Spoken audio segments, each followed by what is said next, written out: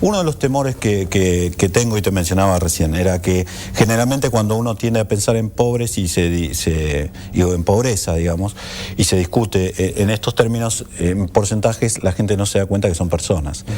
Vamos a ver la placa número 2 si podemos, señor director. Así lo que vemos es el impacto de esos números en la realidad. Bueno, tenemos 14,3 millones de pobres.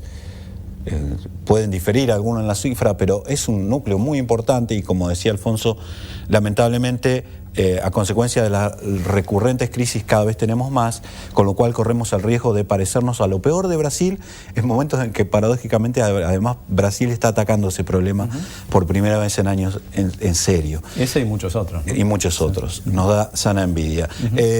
Y el nivel de diligencia, que ya tenemos casi 4 millones de indigentes. Pero vamos a... Yo planteaba en el final del bloque, te planteaba la discusión fuera de cámara.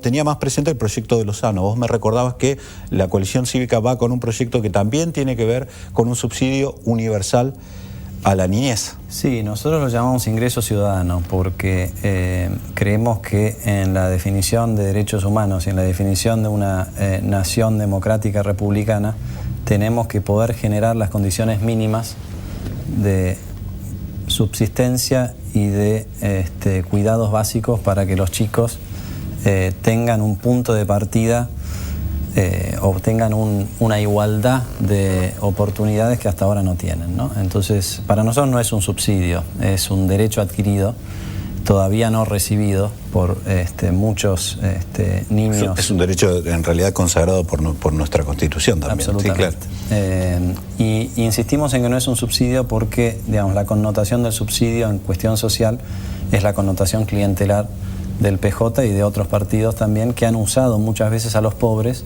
para ganar elecciones, ¿no? Entonces lo que nosotros decimos es, acá no tiene que haber ninguna condicionalidad, esto tiene que ser universal, ese es el concepto de universalidad. Que todo aquel que tenga menos de 18 años, por ser argentino, por el mero hecho de ser argentino, tiene el derecho a recibir 200 pesos por mes.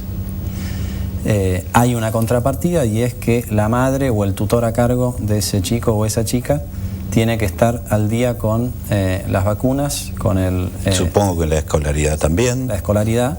Y esto también genera un vínculo que hasta ahora en muchos lugares se ha roto, digamos. Porque o sea, tenés este derecho, pero también tenés que cumplir con tus obligaciones. Absolutamente. Entonces, esto es lo que nosotros proponemos. Hay recursos presupuestarios que se podrían... Eso te iba a preguntar mientras le pido al director que ponga la placa número 3, porque es un concepto que me interesa, que es el estado actual de cómo se reparten el gasto del Estado, de lo que está presupuestado, del dinero público por hijo. Eso te voy a pedir que me lo expliques. Esta placa es muy importante, Javier, porque una de las críticas que enfrentamos nosotros al ingreso ciudadano universal es, pero bueno, entonces al hijo de Narváez le vamos a estar pagando 200 pesos por mes. Y nosotros lo que decimos es, ya hoy al hijo de Narváez se le está pagando 146 pesos por mes. ¿Por qué es así esto? Porque en el impuesto a las ganancias, para los tramos superiores de ingresos, hay una exención impositiva por hijo, ¿sí?, de 5.000 pesos por año. 5.000 pesos por año son 400 pesos por mes, que se declara menos de impuesto, que tiene un impuesto del 35%, eso es lo que da el número de 146. Entonces, hoy con el esquema actual de gasto social y subsidios, los niños ricos reciben un subsidio mayor que cualquier otro. O sea, si me criticas porque pido que le des 200, en realidad preocupate porque ya le estás dando 146, digamos. 146, lo que decimos y no por los 60 de diferencia, digamos. Exactamente. Entonces, lo que decimos nosotros es, elevemos la parte de abajo y hagámosla universal para no correr el riesgo de dejar afuera a algunos de los que tendrían que recibir. ¿Qué más mostramos en esta placa? Ponemos niños clase media. Niño clase media es el hijo que tiene la suerte de tener un padre o una madre con un empleo formal. Para aquel hijo o hija tiene una asignación familiar de 135 pesos por mes. Fíjate lo que es la injusticia del sistema.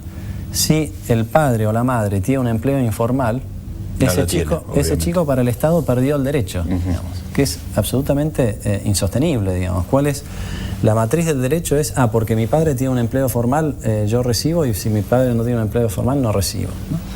Y después está aquellos que no tienen... Con lo cual creo entender cuál es una de las fuentes de subsidio que están, de financiamiento de esto que están proponiendo. Las asignaciones familiares, desde luego, sí, las asignaciones familiares y los planes sociales que hoy ya existen, pero que están distribuidos de manera clientelar.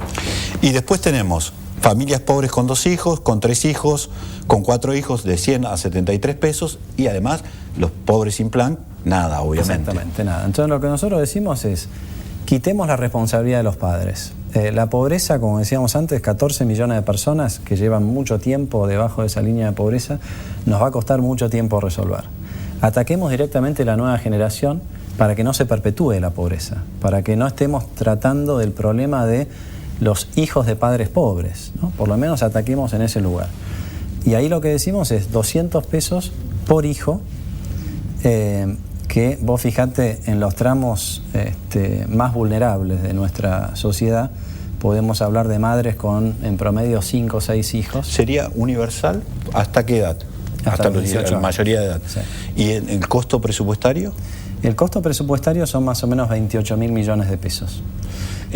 ¿Te puedo pedir que en el próximo bloque me cuente de dónde lo financiarías? Porque tenemos que ir a una pausa. Dale. En el próximo bloque nos cuenta entonces cómo se financiaría y además vamos a ver si esta discusión, cómo pensás que puede venir esta discusión en el Parlamento Nacional. Yo creo que debería ser acompañada por alguna campaña para que los ciudadanos que estemos a favor y que por ahí no tengamos nada que ver con el partido que lo propone, también podamos expresarnos al respecto. Pero eso en el próximo bloque.